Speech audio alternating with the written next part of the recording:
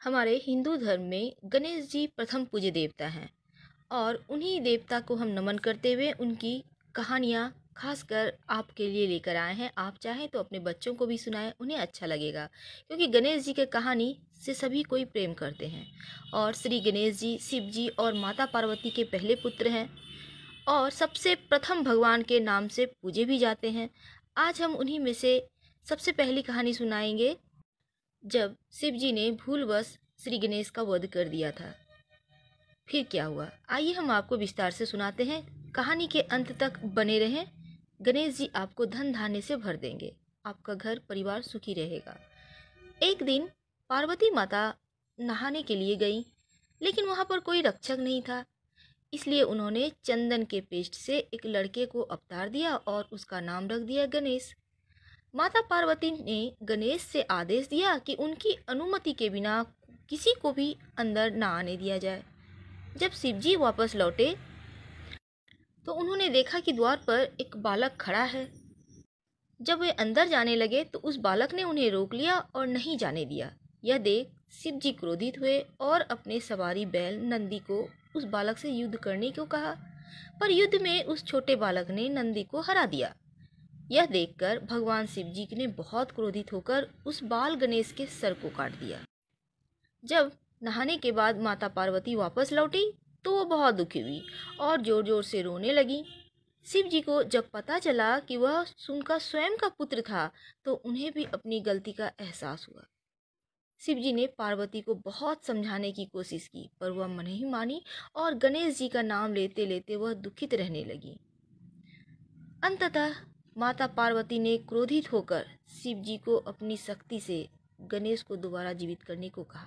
शिव जी बोले, हे पार्वती, मैं गणेश को जीवित तो कर सकता हूँ, पर किसी भी अन्य जीवित प्राणी के शरीर का मुझे वध करना होगा, या कहें तो उनके सिर को काटकर इनके सिर में जोड़ना होगा।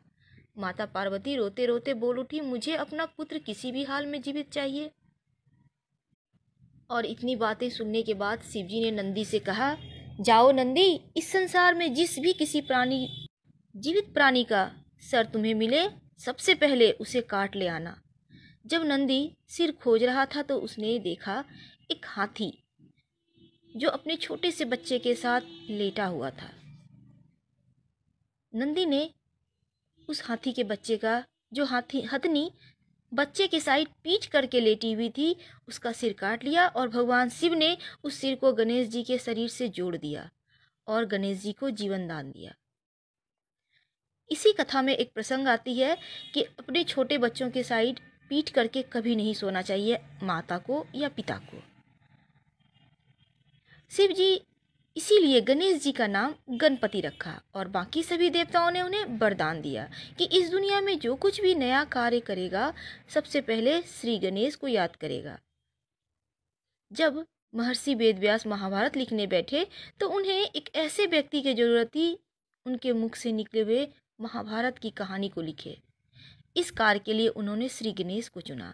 गणेश जी इस बात के लिए मान गए, पर उनकी एक शर्त थी कि पूरा महाभारत लिखने के दौरान एक पल के लिए भी बिना रुके पूरा करना होगा। गणेश जी बोले, अगर आप एक बार भी रुकेंगे तो मैं लिखना बंद कर दूंगा। महर्षि वेदव्यास ने गणेश जी की इस शर्त को मान लिया, लेकिन वेदव्यास ने गणेश जी के सामने भी शर्त रखा और कहा, गणेश, आप जो भी लिखोगे समझकर ही लिखोगे। गणेश जी ने उनकी शर्त मान ली। दोनों महाभारत के महाकाव्य को लिखने के लिए बैठ गए। वेदव्यास जी महाकाव्य को अपने मुंह से बोलने लगे और गणेश जी समझ समझ कर जल्दी जल्दी लिखने लगे। कुछ देर लिखने के बाद अचानक से गणेश जी की कलम टूट गई। कलम महर्षि के बोलने की तेजी को संभाल न सका। गणेश जी समझ गए कि उन्हें थोड़ा सा गर्व हो गया था और उन्होंने महर्षि के शक्ति और ज्ञान को ना समझा।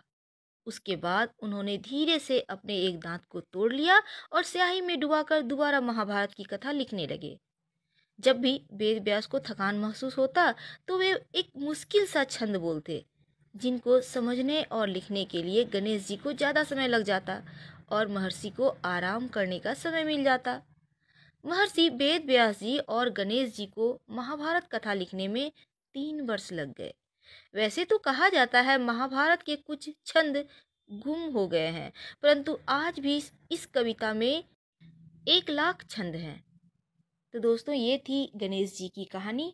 प्रथम पूज्य गणेश जी तमाम समस्याओं का हल भी निकाल सकते हैं और आपकी समस्या भी दूर कर सकते हैं। उनके शरण में रहें और गणेश जी विघ्न हरता है, सारे विघ्न आपके हर लेंगे। उनकी कहानी सुनते रहें। हम फिर मिलेंगे उनकी दूसरी कहानी के साथ। अगर आपको हमारा वीडियो पसंद आया तो लाइक कर सब्सक्राइब करें, शेयर करें और कमेंट बॉक्स में आए। हम फिर मिलेंगे किसी नए टॉपिक के साथ।